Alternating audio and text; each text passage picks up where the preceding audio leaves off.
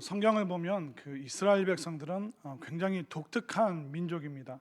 하나님께서 특별히 그들을 선택하셨고 또 아브라함의 후손으로서 정말 그 수천 년 또 더 그 넘는 그 세월을 하나님께서 그 작은 민족을, 그리고 애굽의 노예가 되는 그 세월이 430년 동안 있었던 그런 사람들.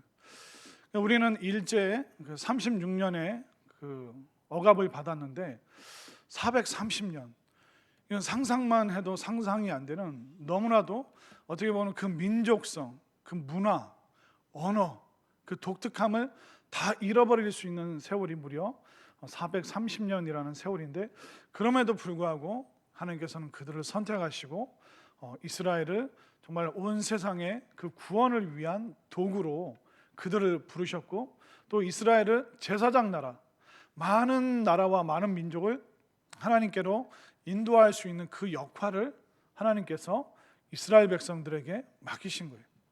근데 이스라엘 백성들이 어떻게 행동했습니까? 마치 거대한 구덩이가 있는데 온 세상 사람들이 이 구덩이에 다 빠져 있어요. 그래서 하나님께서는 그 구원의 사다리를 내려주시고, 자, 이스라엘 백성들, 너희들이 먼저 이 구원의 사다리를 타고 올라와라. 그리고 너희들의 그 모습을 마치 시청각 자료처럼 세상 사람들이 그 구원받는 너희들의 모습을 보고 또 그 구원의 사다리로 쭉 올라올 수 있도록 너희들이 이 역할을 해줘. 그래서 하나님께서 그 절망의 구덩이에 구원의 사다리를 내려주셨습니다. 이스라엘 백성들이 어떻게 했습니까? 와, 하나님께서 우리를 선택하셨어. 이 사다리를 타고 올라가서 우리 다 구원받자. 그래서 그 구덩이에서 이스라엘 백성들이 나왔죠. 그리고 나서 그 사다리를 어떻게 했을까요? 탁 차버리는 거예요. 우리만 하나님께서 사랑하시고 우리 이스라엘만 하나님이 가장 귀하게 여기는 존재야. 이스라엘만 귀하고 저 절망의 구덩이에 있는 저들은 심판받게 될 것이고 구원받지 못할 거예요. 우리만 구원받으면 이건 너무 감사하고 좋은 일이야. 하나님이 우리만 사랑하셔. 이런 그 어떻게 보면 하나님의 사랑에 대해서 오해하고 그 구원에 대해서, 은혜에 대해서 잘못 그들이 해석을 하게 되었습니다. 어떻게 보면 정말 그들은 독특한 민족이죠. 특별하게 부름받은 사람들입니다. 그들이 물론 실수하기는 했지만 그래도 하나님의 시선과 그 하나님의 사랑이 이스라엘 백성들에게 머물렀습니다. 그러면 이들이 누구보다도 예수님을 잘 믿어야 되는데, 이스라엘 백성들이 오랜 시간 지나면서 이제 유대인이라 불리게 되고, 이 유대인들이 예수님을 잘 믿어야 되는데 어떻게 했습니까? 예수님을 배척하고 대적하고 예수님을 그 죽는 자리에까지 유대인들이 그런 일들을 했습니다. 이런 과정을 쭉 보면 우리들 마음속에 언뜻 떠오르는 생각이 뭐냐면, 하나님께서 더 이상 이스라엘을 안 사랑하시는 게 아닌가? 이제 이스라엘을 완전히 포기하셨고 그냥 이방 선교가 열렸기 때문에 하나님은 이스라엘, 니네 나 완전히 포기했어. 나는 이 십자가를 고백하는 이 이방인들만 사랑할 거야. 우리는 얼핏 그런 생각이 들죠. 더 이상 하나님께서 이스라엘을 사랑 안 하실 거다라고 생각이 되는데, 거기에 대해서 사도 바울이 답변하는 내용이 1절부터 12절까지의 내용입니다. 우리가 드는 생각은 이스라엘 백성 유대인들이 예수님을 안 믿기 때문에 하나님께서 그들을 버리셨을 거야, 그렇게 생각이 되지만 사도 바울이 굉장히 강력하게 단호하게 말하고 있습니다. 1절을 보십시오. 그러므로 내가 말하노니 하나님이 자기 백성을 버리셨느냐? 그럴 수 없느니라. 하나님께서 이스라엘을, 유대인들을 버리셨다고 생각이 됩니까? 그렇지 않습니다. 그러니까 로마에 있는 이방인 그리스도인들에게 얘기하는 거예요. 이스라엘에 대해서, 유대인들에 대해서 평가절하하시지만 그렇지 않습니다. 하나님께서는 이 유대인들을 포기하지 않으셨습니다. 하나님께서 이스라엘 백성들 버리실 수 없습니다. 하나님께서는 그러실 수가 없으십니다. 여기에 대한 쭉 그 논리적인 전개가 1절부터 12절까지 그 내용을 계속 이야기를 하고 있습니다. 사도 바울이 말하고 있는 것은 뭐냐면, 하나님께서는 이스라엘 유대인들 속에서도 믿음의 사람을 남겨두셨다. 그 얘기를 하고 싶은 거예요. 유대인들이 완전히 하나님으로부터 버림받은 것이 아니라 유대인들 안에는 여전히 소수의 믿음의 사람들이 남아있다. 근데 이 소수의 믿음의 사람이 남아있다는 것은 성경 전체를 흐르고 있는 하나의 주된 어떤 사상이라고 할까요? 성경이 말하고 있는 굉장히 중요한 구원의 역사의 한 부분입니다. 소수의 남은 사람들을 하나님께서 남겨두셨다. 노아 시대 때 모든 사람들이 시집가고 장가가고 먹고 마시고 이게 나쁘다는 게 아니라 그것만 하면서 살았습니다. 그 당시에 노아 시대 때 하나님께서 누구의 소수의 남은 사람을 남겨두셨죠? 정신 차리세요. 노아 시대 때 하나님께서 누구를 남겨두셨을까요? 그렇죠. 이제 생각이 이제 움직이시죠? 하나님께서는 노아라는 그 한 명이라고, 소수도 아니고 그 한 명을 남겨놓으셔서 이 한 명을 통해서 온 세상이 구원받는 그 과정을 보여주시는 거예요. 아브라함 시대 때는 하나님께서 누구를 남겨두셨죠? 아브라함이라는, 그 당시에 아브라함의 아버지 데라도 하나님께서 부르셨을 거예요. 그리고 아브라함 말고도 그 동시대의 수많은 사람들을 하나님께서 부르셨을 거예요. 근데 그 다수 중에 누구만 응답했느냐? 바로 아브라함만 응답하고, 아브라함이 하나님의 말씀에 순종해서 이제 본토 친척 아비 집을 떠나 구원의 여정 속에서 가나안 땅까지 가는 그 순종의 모습을 보여주게 됩니다. 그래서 하나님께서 아브라함을 통해서, 또 이스마엘이 아니라 이삭을 통해서, 그 아브라함에게 이스마엘과 이삭만 있다고 생각하시는데 6명의 아들이 더 있었습니다. 총 아브라함에게 8명의 아들이 있었지만 둘째 이 이삭을 통해서, 이삭이라는 소수, 이 한 명의 사람을 통해서 하나님께서는 아브라함과 약속하셨던 이 이스라엘 구원의 역사를 계속 이어가게 되시는 거예요. 그리고 여호수아 시대 때 어떻습니까? 12명의 정탐꾼이 있었지만 10명의 다수는 안 된다. 이 하나님 말씀으로도 이 가나안 땅 정복 안 된다. 그러나 12명 중에 소수인 2명은 어떻게 됐습니까? 아니다. 하나님 말씀대로 우리가 가서 이길 수 있다. 그 땅을 하나님께서 약속하셨기 때문에 우리가 얼마든지 차지할 수 있다. 그 소수의 2명이 그 수십만의 그 이스라엘 백성들을 이끌고 그들을 바로 가나안 땅까지 인도하는 그 역할을 이 2명의 여호수아와 갈렙이라는 이 소수의 사람들이 이것을 감당하게 된 것이죠. 그래서 우리가 알아야 될 것은 뭐냐면, 정말 세상이 혼탁하고 아무도 예수님 안 믿는 것 같고 교회 다니는 사람들은 너무나도 보기 드물고, 그때 우리가 좌절하고 낭망할 것이 아니라 바로 하나님께서 소수의 믿음의 사람을 여전히 우리 곁에 남겨두셨음을 믿으시길 바랍니다. 여기에 대한 증거로 사도 바울이 바로 자기 자신을 얘기하는 거예요. 하나님께서 유대인들 포기 안 하셨다. 유대인들 안 버리셨다. 나를 봐라. 1절 말씀 끝부분을 보십시오. 나도 이스라엘인이요 아브라함의 씨에서 난 자요 베냐민 지파라. 모든 유대인 사람들이 예수님으로부터, 십자가로부터 등 돌린 것 같지만 그렇지가 않다. 악한 사람 중에 악한 사람이었던 바로 사울이었던 나, 바울이라고 불리는 내가 바로 하나님의 선택받은 유대인이다. 그러니까 하나님께서 유대인 안 버리셨다. 그것을 자기 스스로 증명을 하고 있는 것이고, 또 예수님의 12 제자가 다 유대인들이었습니다. 그리고 예수님이 부활하셔서 만났던 500여 형제들도 한 사람도 빠짐없이 다 그들은 유대인들이었습니다. 하나님께서 유대인을 버리셨는가?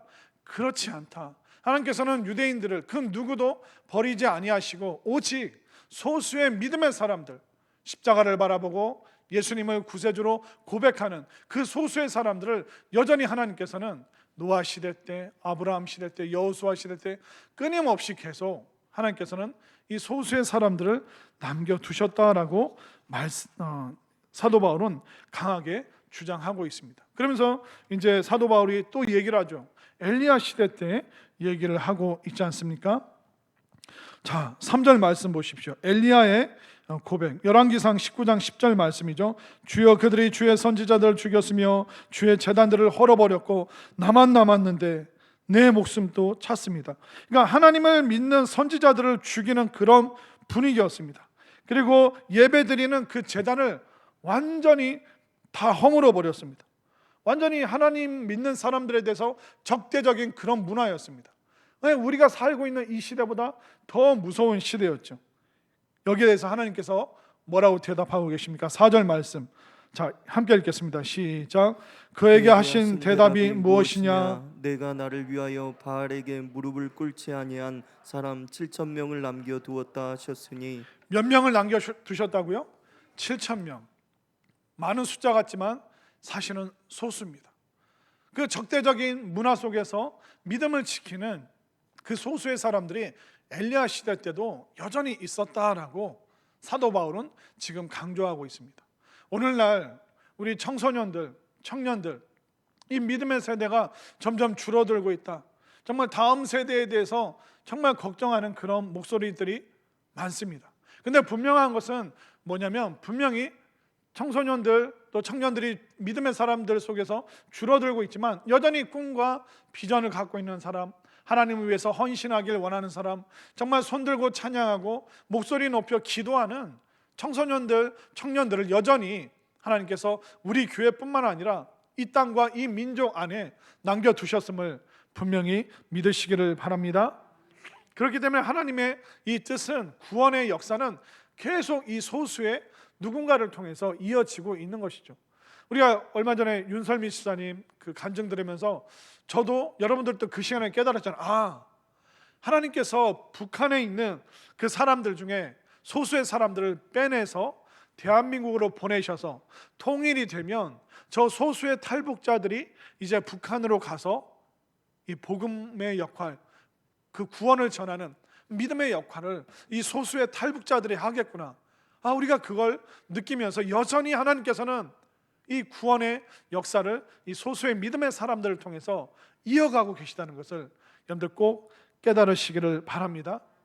이 믿음의 소수는요, 보이지 않는데, 그리고 박해의 순간에도, 굉장히 어려운 순간에도 하나님께서는 믿음의 사람들을 계속 남겨두십니다.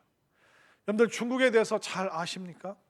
저는 그 신학교 다닐 때 중국에 대한 공부를 많이 했어요. 중국어도 배우고 여러 책도 많이 읽었는데, 오늘 중국 얘기를 좀 해드릴게요.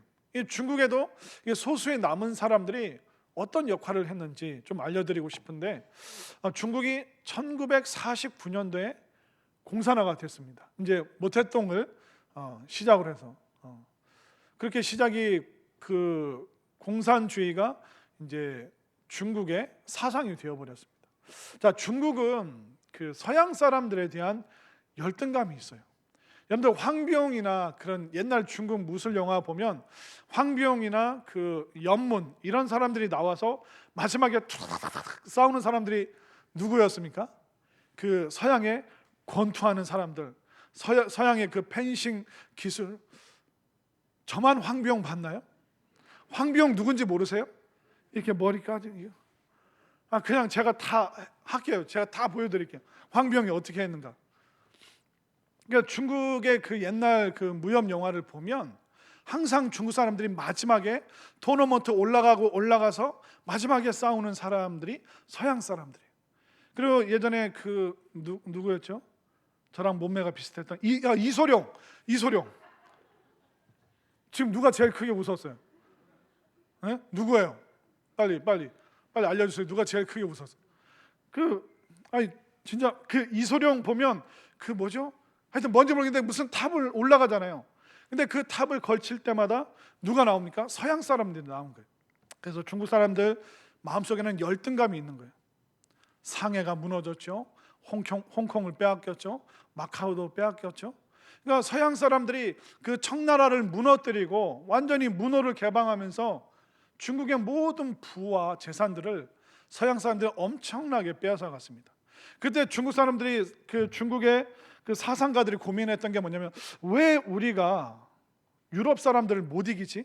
그래서 그들이 이제 첫 번째 도입한 게 뭐냐면, 군함을, 우리도 서양 사람들처럼 군함을, 대포를, 그리고 그 화약이 든 그 총, 이걸 가지면 우리도 서양과 싸워서 이길 수 있다라고 생각해서 서양의 기술을 먼저 받아들입니다.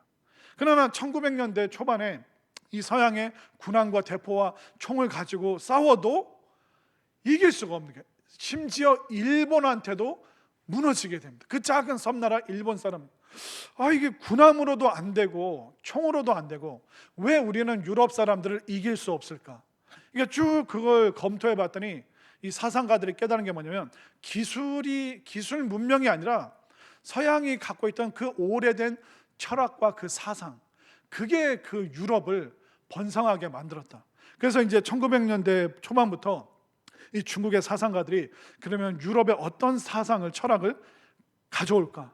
그때 가장 혁명적이었던, 그러니까 그들이 손대면 안 되는 사상이 뭐였냐면 공산주의 사상. 함께 공동 생산하고 공동으로 나누고, 이게 너무 좋아 보였던 거예요. 그래서 이 서양에서 막 뜨고 있는 저 레닌, 마르크스, 저 사상을 우리가 도입하면 우리 중국도 이제 유럽과 싸워서 이길만 하겠다고 그 공산주의를 그냥 그대로 수입을 해버린 거예요. 그러면서 이제 모태동이 1950년도부터 60년대까지 10년 동안 대약진 운동을 합니다. 이제 이 공산주의로 이 중국이 유럽을 이길 수 있는 어마어마한 나라가 될 거야. 그러니까 이 공산주의를 그대로 시골까지 다 이 공산주의 사상을 집어넣게 되고, 이 방식대로 공동 생산, 공동 분배. 그러나 성공했을까요? 실패했을까요? 이 대약진 이 운동이 어마어마하게 실패하게 됩니다. 심지어 그 당시에 어떤 일이 있었냐면, 그 인민이라는 표현을 쓰죠. 인민의 그 쌀알을 먹는 참새들을 다 잡아라. 모태동이 그걸 시킨 거예요. 그러니까 중국 사람들이 논에 있는, 밭에 있는 참새를 다 잡아서 없애버립니다. 이 참새가 쌀알을 먹으니까 어떻게 됐을까요? 참새가 쌀알만 먹는 게 아니라 병충해도 먹는데, 그 해충을 아무것도 잡아먹을 참새가 없으니까 그 다음 해에 100만 명이 아사를 하게 됩니다. 안 놀라시네요? 100만 명이면 대전 인구가 150만 명인데 100만 명이 굶어 죽는다고 생각해 보십시오. 그러니까 그 한 사람의 굉장히 단순한 논리로 이렇게 해. 그러니까 그 대약진 운동을 하면서 10년 동안 어마어마하게 사람들이 굶어 죽은 거예요. 그러니까 이걸 덮으려고 어떻게 했냐면 모태동이 문화혁명을 일으킵니다.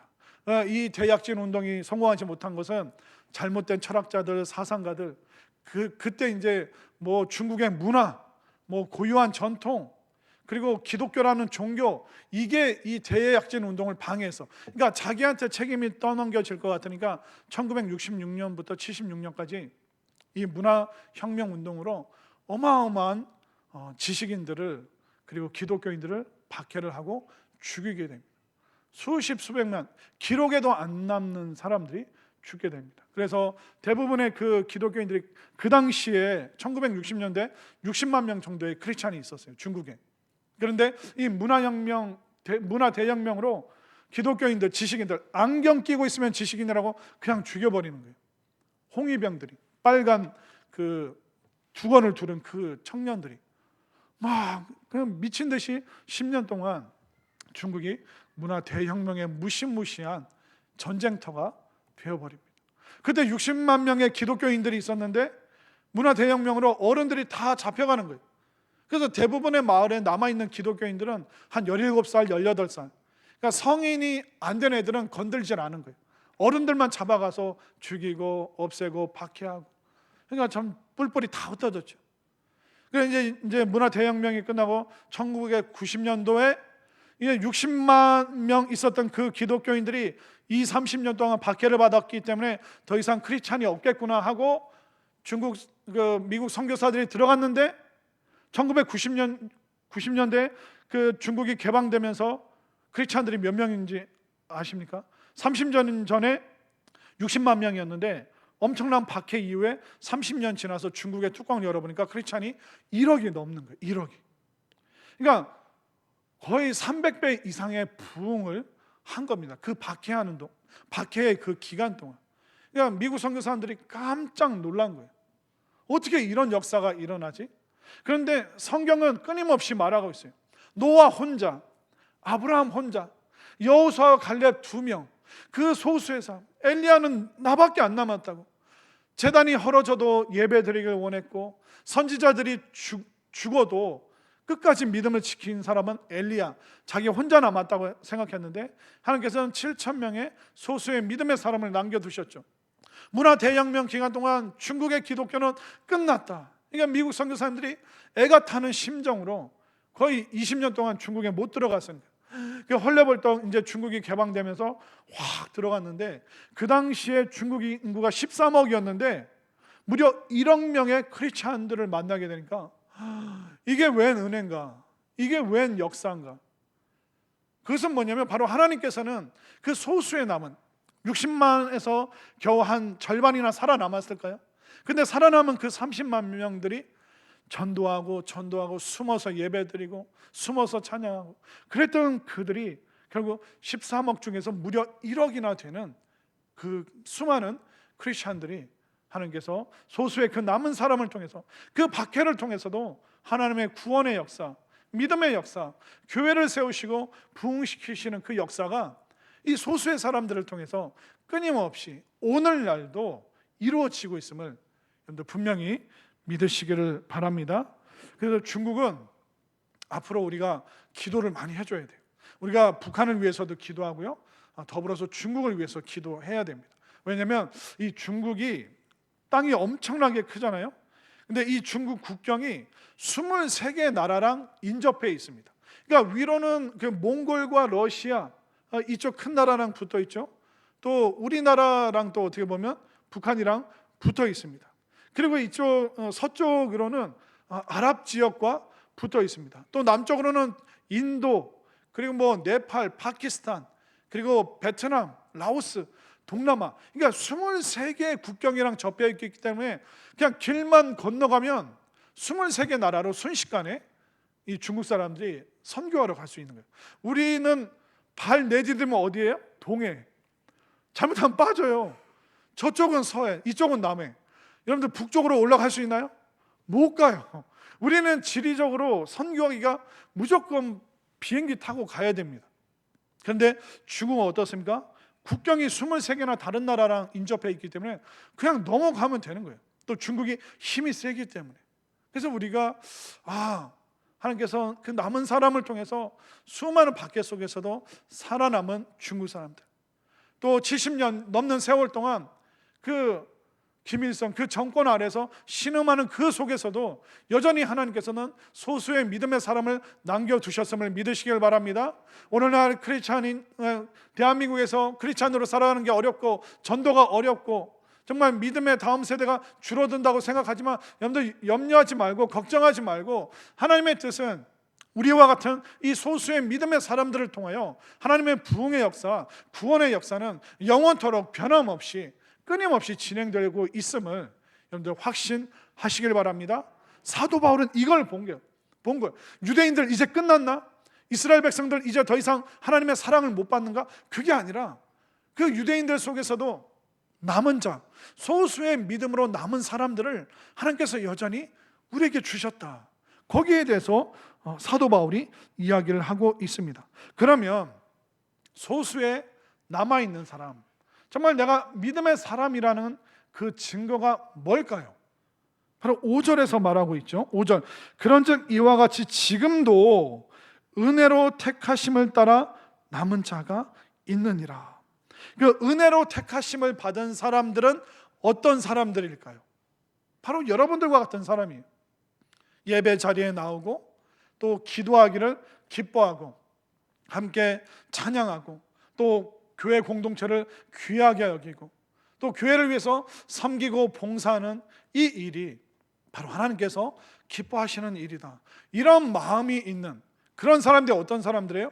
은혜를 따라 남은 사람, 은혜를 따라서 택함 받고 은혜를 따라서 여전히 믿음의 자리에 남아있는 여러분들 한 사람 한 사람이 바로 구원받은 사람이요 소수의 남은 사람이라는 것을 확실히 믿으시길 바랍니다. 그러면 이 믿음의 사람이 아닌 그 소수의 남은 사람이 아닌 반대편에 있는 그들은 어떤 사람들일까요? 자, 7절을 보십시오. 그런즉 어떠하냐? 이스라엘이 구하는 것을 얻지 못하고 오직 택하심을 입은 자가 얻었고 그 남은 자들은 우둔하여 졌느니라. 그러니까 유대인들 속에서 은혜로 택하심을 받은 사람들이 있지만, 그러나 대다수의 유대인들은 어떻다고 말합니까? 그들은 우둔해졌다. 그러니까 옛날 성경에서는 이걸 완악해졌다라고 말하고요, 이 완악해졌다, 우둔해졌다는 원어가 뭐냐면 굳은 살이 배겼다. 그 마음에, 그 영혼에 굳은 살이 탁탁하게 배겨서 어떤 말씀을 들어도 감각이 없고, 어떤 호소를 들어도 그들의 마음이 조금 더 움직이지 않는, 그들은 소수의 남은 자가 아니다. 그들은 안타깝지만 은혜를 따라 택함을 받지 못한 사람들이다. 그러니까 안타까운 심정으로 말하고 있죠. 그러니까 말씀을 들어도 깨달음이 없고, 말씀을 들어도 감동이 없고, 기도하고 싶은 생각도 안 들고, 교회 안 나오면 막 불안해야 되는데 그냥 교회 안 나가면 그냥 편하다, 그런 생각이 들고, 그러니까 마음에, 영혼에 굳은 살이 배겼으니까 아무리 하나님이 말씀으로 두들겨도 이들은 감각이 없는 거예요. 그들은 어떤 사람? 다수의 택함 받지 못한 사람이다라고 말하고 있습니다. 그러나 소수의 믿음의 사람들은 어떻습니까? 그 굳은 살이 십자가로 다 제거되어서 말씀 들으면 그 말씀에 예민하게 반응하고, 정말 교회 방침이 이렇다면 우리가 이렇게 순종해야 되는구나, 내 본성은 이렇게 따라가기를 원하지만 하나님께서 목사님을 통해서, 우리 교회를 통해서 주시는 이 말씀을 내가 따라가야 되는구나, 그런 마음이 드는 사람들 어떻습니까? 소수의 택함 받은 사람들이에요. 그러나 굳은 살 배긴 사람들은 아무리 말해도 순종하지 않아요. 그건 목사님 의견이고, 그건 목사님 생각이고, 내가 하고 싶은 건 이런 거야, 그래서 나는 이런 걸 열심히 할 거야. 그런 분들은 아무리 얘기해도 굳은 살이 이미 그 영혼에 박혀 있기 때문에 못 따라오는 거예요. 안 따라오는 거예요. 순종하고 싶지가 않은 거죠. 그런 분들은 과연 소수의 택함 받은 사람일까라고 의문이 들 때가 참 많이 있습니다. 그렇기 때문에 우리가 해야 될 건 뭐예요?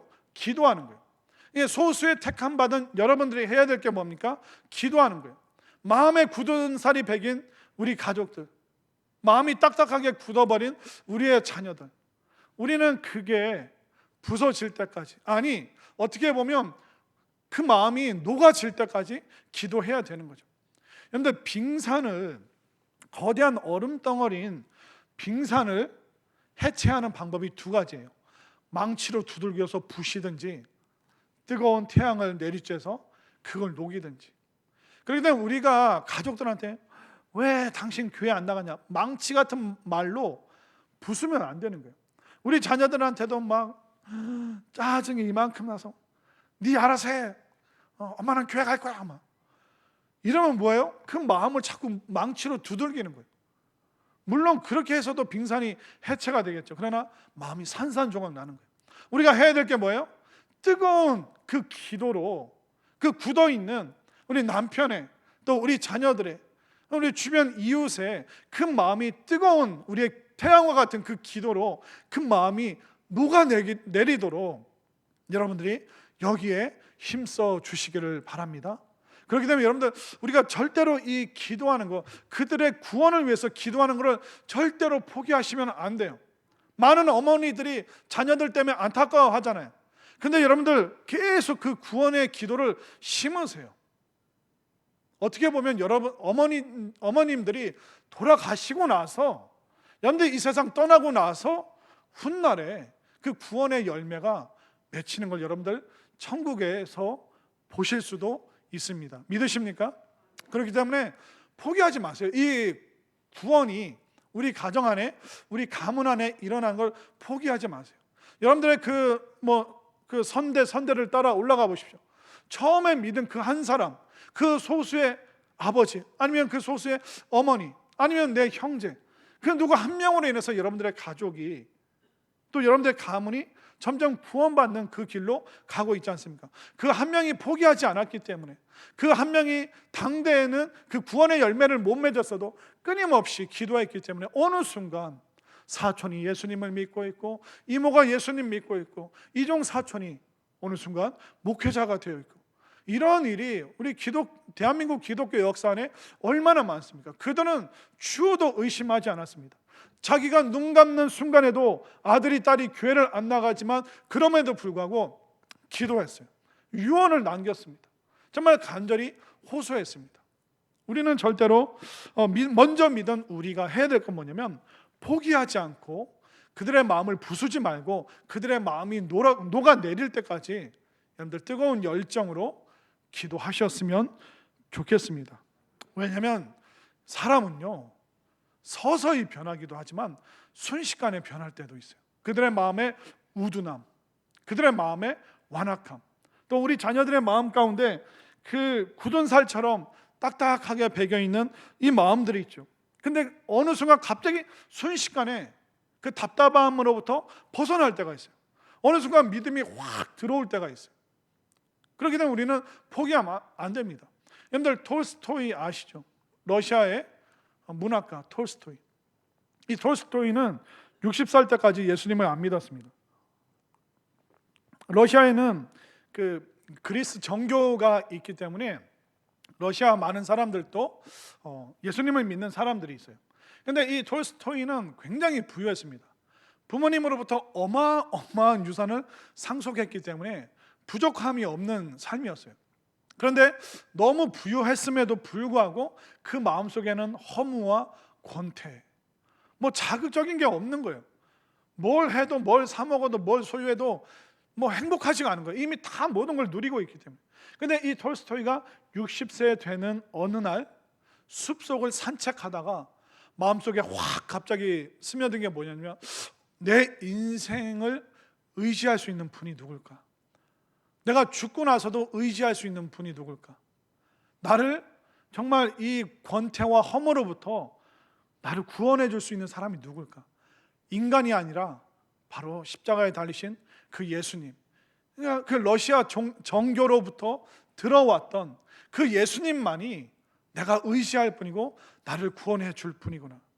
그러니까 톨스토이가 60살 되는 그날 숲에 엎드려서 예수님을 구세주를 영접하고 그가 82살에 죽게 되는데 22년 동안, 그러니까 60살부터 그때부터 쓴 그의 소설이 어마어마한, 지금도 고전으로 기독교의 영성과 사상과 그 러시아의 기독교 문화를 다 보여주고 있는 것이 그가 인생의 마지막 20년 동안 집필한 그 소설이 지금까지도 전무후무한 고전으로 남아 있습니다. 그렇기 때문에 우리 가족들도 톨스토이처럼 어느 날 순식간에 그 굳은 살로부터, 완악함과 우둔함으로부터 벗어나서 내가 의지해야 될 분, 내가 붙잡아야 될 분, 나를 구원해 줄 분이 예수님이구나. 내 어머니가, 내 아버지가 그렇게 간곡하게 부르짖었던 그 이름, 바로 예수님이 나의 구세주가 되시는구나. 이것이 우리 자녀들, 우리 가족들, 우리 일가 친척의 마음속에 일어날 수 있도록 소수의 남은 여러분들이 정말 뜨겁게 기도해 주시기를 바랍니다.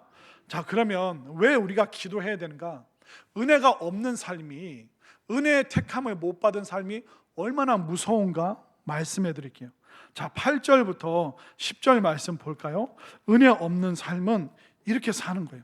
자, 8절 우리 교독할까요? 8절, 9절, 10절. 8절 제가 읽을게요. 기록된 바 하나님이 오늘까지 그들에게 혼미한 심령과 보지 못할 눈과 듣지 못할 귀를 주셨다 함과 같으니라. 또 다윗이 이르되 그들의 밥상이 올무와 덫과 거치는 것과 보응이 되게 하시옵고. 함께 읽겠습니다. 그들의 눈은 흐려 보지 못하고 그들의 등은 항상 굳게 하옵소서 하였느니라. 이제 사도 바울이 소수의 믿음의 은혜를 받은 사람들이 있는데 이 은혜가 없는 이 반대편에 있는 다수의 삶이 얼마나 끔찍하고 무서운가. 다윗의 입을 통해서 다윗이 시편 69편에서 했던 그 내용을 인용해서 은혜 없는 삶이 얼마나 무서운가 얘기를 해주고 있습니다. 자, 다윗이 말하고 있죠. 9절을 보세요. 또 다윗이 이르되 그들의 밥상이 올무와 덫과 거치는 것과 보응이 되게 하시옵고. 다윗이 말하고 있는 이게 뭐냐면 저주를 말하고 있습니다.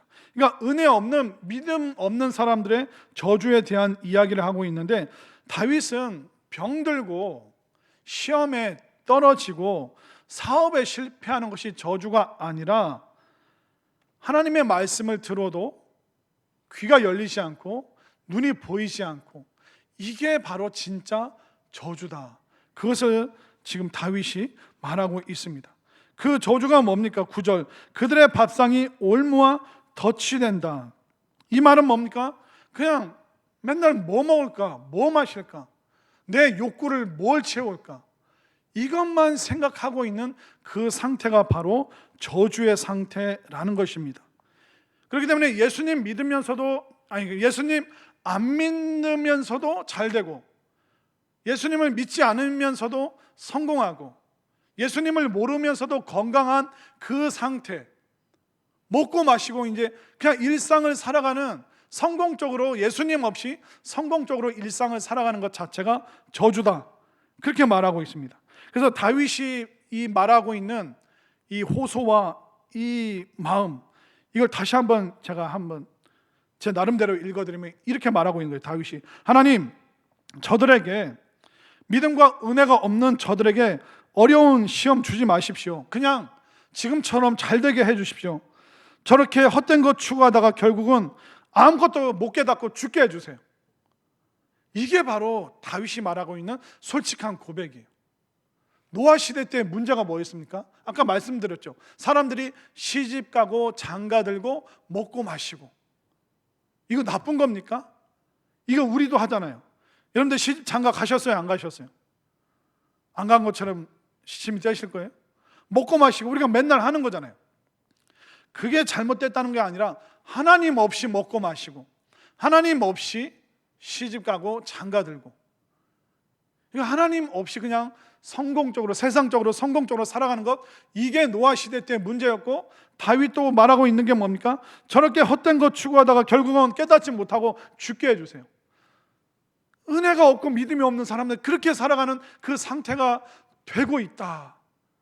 사도 바울은 안타까운 심정으로 다윗의 이 강력한 호소를 가지고 와서 말하고 있는 거예요. 그렇기 때문에 우리 소수의 믿음의 사람들, 먼저 은혜로 택함 받은 우리가 해야 될 사명이 무엇인가? 결국 우리가 그들을 위해서 기도해주고, 그 완악하고 굳은 살이 박힌 그 마음이 녹아내리도록, 말씀으로 깎아져 내리도록 기도하는 것이 저와 여러분들의 사명임을 믿으시기를 바랍니다. 그렇기 때문에 우리는 어떤 사람들이에요? 우리는 소수의 믿음으로 부름받은 사람이구나. 그렇기 때문에 우리가 이 땅에서 박해와 어려움과 곤란함이 있는 거 당연한 거예요. 여러분, 지금 곤란한 게 없고 어려움이 없다면 좀 의심을 해보셔야 돼요. 믿음 생활이 왜 이렇게 힘들지? 이 마음이 안 들고 그 믿음 생활이 룰루랄라 재밌다면 여러분들 종교 생활 하는 걸 수도 있습니다. 물론 성령 충만해서 이 모든 고난을 이겨낸 그런 경지일 수도 있겠지만, 소수의 믿음의 사람들은 많은 박해와 어려움과 가족들의 조롱이 있어요.